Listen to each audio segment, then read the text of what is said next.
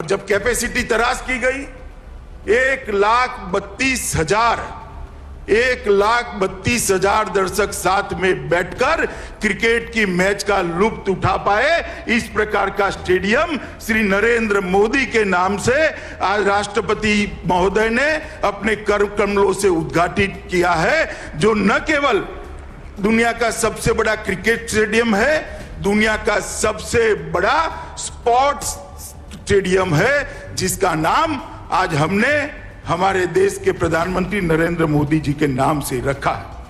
ये जो सुविधाएं जो होने जा रही है, इसके पहले मैं थोड़ा क्रिकेट स्टेडियम के बारे में भी आपको बताना चाहता हूं मित्रों। 32 ओलंपिक साइज के फुटबॉल जितना ये मैदान है, 2,48,714 वर्ग मीटर का इसका क्षेत्रफल है, 1,14,126 घन मीटर कंक्रीट और 13,306 मैट्रिक टन लोहा इसके सुदृढ़ीकरण के लिए उपयोग में किया गया है। मित्रों, इसको सभी दृष्टि से संपूर्ण स्टेडियम बनाने का जीसीए की टीम ने प्रयास किया है और मैं आज उनको कहना भी चाहता हूं कि आपका प्रयास सफल प्रयास है। विश्व में किसी भी क्रिकेट स्टेडियम में एक साथ 11 पिच नहीं है, एक साथ 4 ड्राइंग रूम नहीं है, एक साथ चारों ड्राइंग रूम के सटू हुए चारों जिम्नेशियम नहीं है। एक दिन में 2 मैच भी करने हैं तो स्टेडियम कर सकता है और इसके साथ पूरी अत्याधुनिक सब सॉइल जल निकासी प्रणाली भी बनाई है। बारिश आती है तो कितनी भी बारिश हो, आधे घंटे में मैच डिस्टर्ब करे बगैर आगे का खेल बारिश रुकते ही हम शुरू कर सकते हैं, इस प्रकार का करा है। The field of play LED lights लगाए हैं, जिसके कारण खिलाड़ी की परछाई पिच पर नहीं पड़ेगी, खिलाड़ी की परछाई ग्राउंड पर नहीं पड़ेगी और क्रिकेट के खिलाड़ी अपना क्रिकेट बहुत अच्छे तरीके से खेल पाएंगे और जिसमें 40 से 50% बिजली की बचत भी होने वाली है। मित्रों, जिस प्रकार का हाईटेक मीडिया रूम बनाया है, मुझे कहने में कोई झिझक नहीं है, ये दुनिया का सबसे बड़ा और सबसे हाईटेक मीडिया रूम है, जो यहाँ खेलने वाले हर खेल को दुनिया तक पहुंचाने का काम करेगा। खेल चाहे नरेंद्र मोदी स्टेडियम में खेला चाहे, खेल चाहे सरदार पटेल स्पोर्ट्स एन्क्लेव के अंदर खेला चाहे, वो खेल को प्रसारित करने की व्यवस्था ये नरेंद्र मोदी क्रिकेट स्टेडियम के मीडिया रूम में है।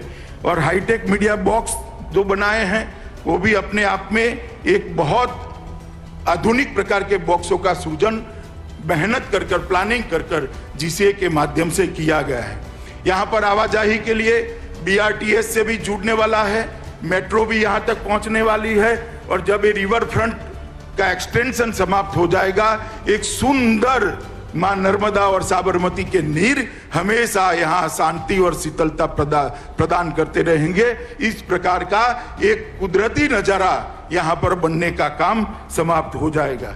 और मित्रों, मैं इसके साथ में ये भी कहना चाहता हूँ कि स्पोर्ट्स कॉम्प्लेक्स के अंदर ही, नरेंद्र मोदी स्टेडियम के अंदर ही अलग अलग प्रकार के कई खेल को खेलने की व्यवस्था की है, खिलाड़ियों को रहने की व्यवस्था की है और इसके कोचिज को रहने की व्यवस्था भी सरदार पटेल स्पोर्ट एन्क्लेव के अलावे करी।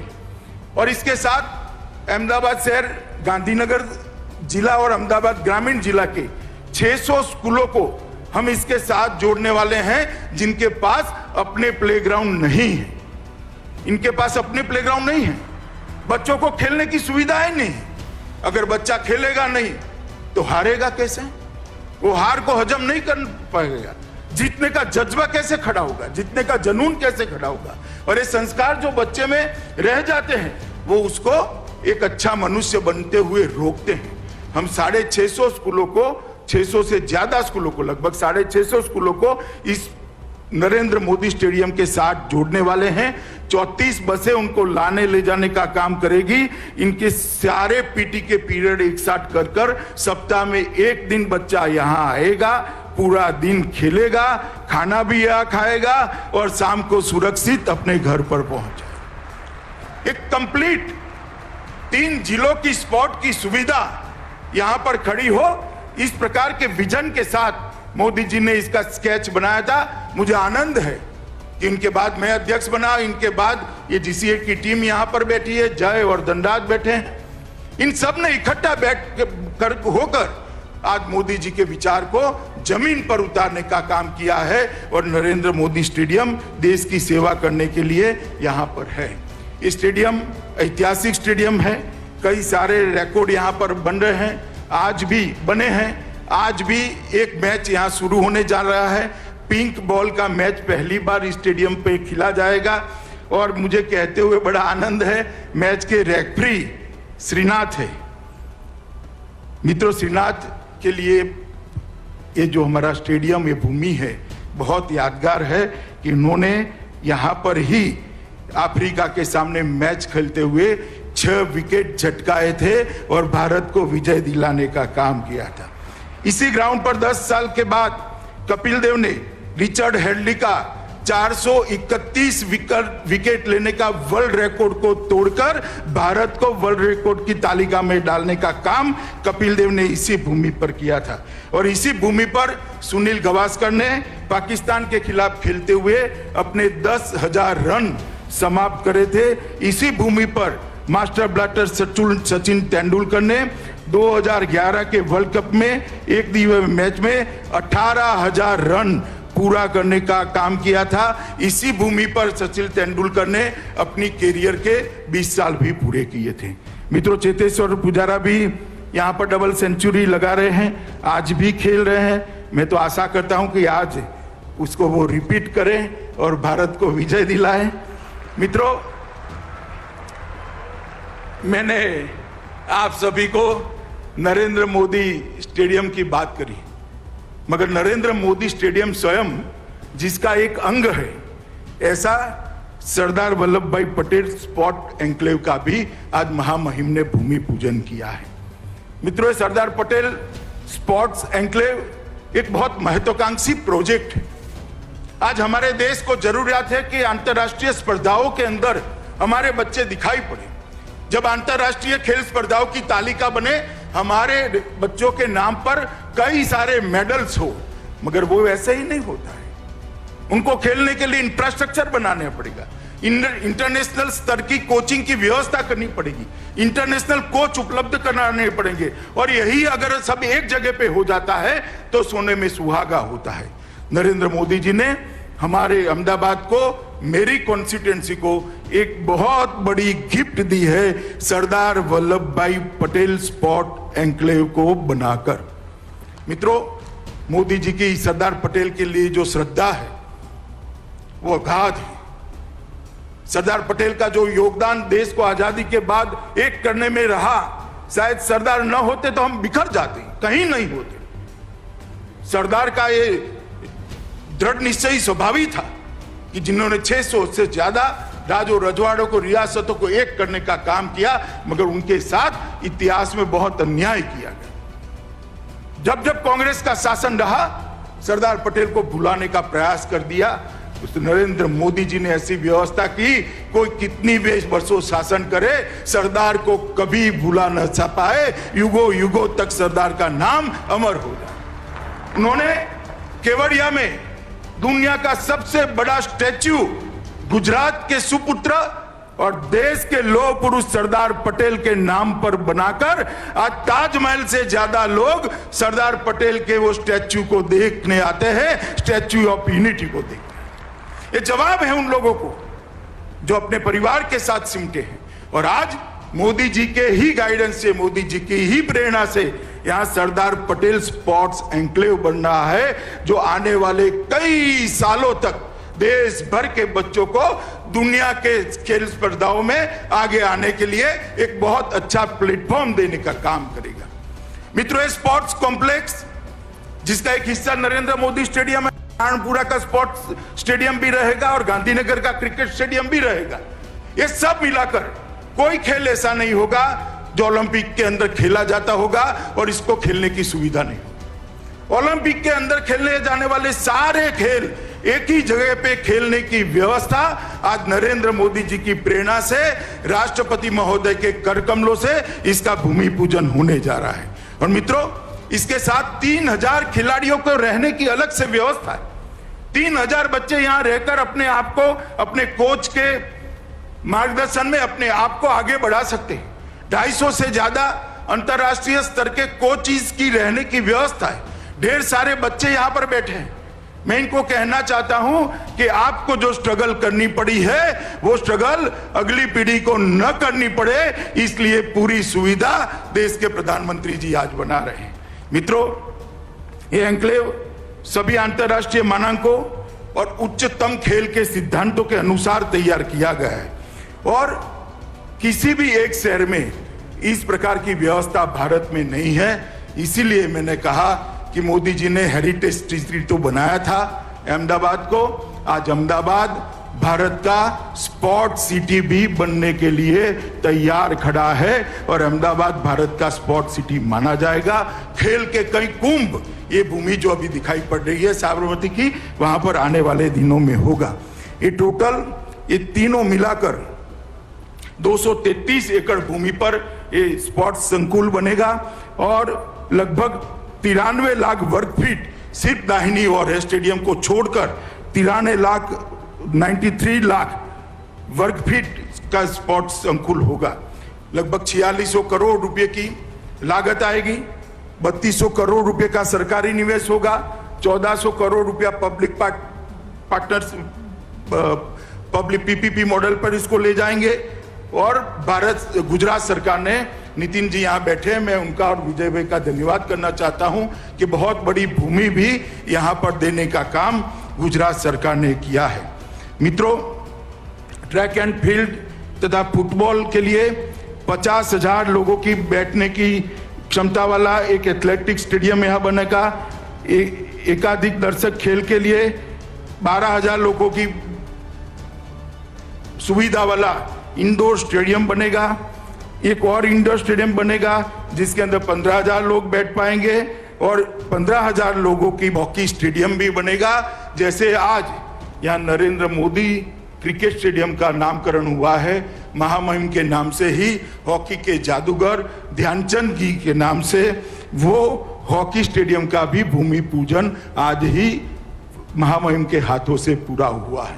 ये सारे तीनों सुविधाएं होकर कुल मिलाकर 20 स्टेडियम बनेंगे स्पोर्ट्स के बढ़ावा देने के लिए, स्पोर्ट की सुविधा को आगे बढ़ाने के लिए और दूरदर्शिता के साथ खिलाड़ियों को खेलने की व्यवस्था करने के लिए। और जो खिलाड़ियों ने देश को अंतर्राष्ट्रीय स्तर पर नामना दिलाई है, वो सभी के नाम पर ये हर एक स्टेडियम का नामकरण किया जाएगा, जिससे कि खेल को बढ़ावा देने वालों को भी प्रेरणा मिलेगी, खेल के कोचिज को भी प्रेरणा मिलेगी और खेलने वालों को भी प्रेरणा मिलेगी। एक तरफ से ये बहुत कंप्लीट स्पोर्ट्स संकुल बनने जा रहा है।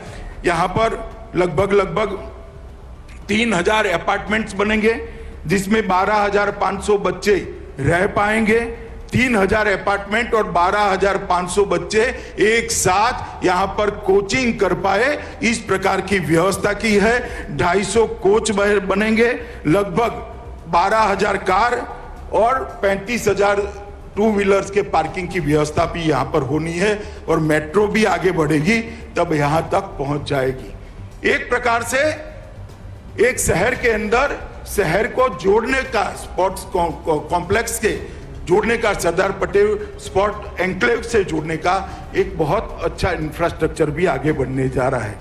नारायणपुरा के अंदर लगभग 17 एकड़ से बड़ी जमीन के अंदर 77,000 चौरस मीटर के एरिया में 458 करोड़ के रुपए की लागत से एक दूसरा स्पोर्ट्स कॉम्प्लेक्स भी बनने जा रहा है, जिसका भी नामकरण होना बाकी है। मेरे लिए आनंद की बात है, रितु जी यहाँ बैठे हैं, अभी बजट के बाद इन्होंने इसको अप्रूव किया है। और मेरे लिए आनंद की बात है, गांधीनगर स्टेडियम भी मेरी कॉन्स्टिट्यूएंसी में है, नरेंद्र मोदी स्टेडियम भी मेरी कॉन्स्टिट्यूएंसी में है, सरदार पटेल एन्क्लेव भी मेरी कॉन्स्टिट्यूएंसी में है और ये नारायणपुरा का स्पोर्ट्स कॉम्प्लेक्स भी मेरी कॉन्स्टिट्यूएंसी में होने वाला है। तो पूरा खेल का इंफ्रास्ट्रक्चर गांधीनगर लोकसभा क्षेत्र में होने वाला है। इसका मुझे बहुत आनंद है। एथलेटिक स्टेडियम बिल्डिंग वहां पर एक बनने वाला है, जिसके अंदर अलग अलग प्रकार के 33 खेलों को खेला जाएगा। मल्टी स्पोर्ट स्टेडियम भी वहां पर बनने वाला है। टेनिस स्टेडियम बहुत बड़ा इंटरनेशनल स्टैंडर्ड का बनने वाला है। एक्वेटिक स्टेडियम बिल्डिंग भी वहां पर एक बनने वाला है। स्विमिंग पूल की भी सारी व्यवस्थाएं वहां पर बनने वाली है और कुल मिलाकर वहां पर भी 6000 वाहनों के पार्किंग की व्यवस्था भी करी है। ये सारी सुविधाओं को विजुलाइज कर संकलित किया गया है, जिससे रिपीटेशन भी ना हो, अंतर्राष्ट्रीय स्तर की भी बने। और जब कोई अंतर्राष्ट्रीय स्पर्धा के लिए अहमदाबाद शहर को और भारत को बिडिंग करना है, तब वो 50 किलोमीटर के दायरे में जो अंतर्राष्ट्रीय स्तर का मानांक माना गया है, ये सारी सुविधाएं 50 किलोमीटर के दायरे में भी होगी। इसकी ट्रांसपोर्टेशन की भी व्यवस्था होगी। एक संपूर्ण दूरदर्शिता के साथ अहमदाबाद के अंदर इतने बड़े स्पोर्ट सुविधाओं का आज भूमि पूजन, लोकार्पण सब होने जा रहा है। मैं आज इतना जरूर कहना चाहता हूं, मैं मोदी जी के साथ 2003 से काम कर रहा हूं, वैसे तो 2080 से काम कर रहा हूं, मगर मोदी जी मुख्यमंत्री बने और मैं उनकी मंत्रिमंडल का सदस्य था। वो वहां पर प्रधानमंत्री बने, मैं पार्टी का राष्ट्रीय अध्यक्ष बना। आज दूसरी बार वो प्रधानमंत्री बने, मैं उनके मंत्रिमंडल में उनका साथी है नाते काम करता हूं।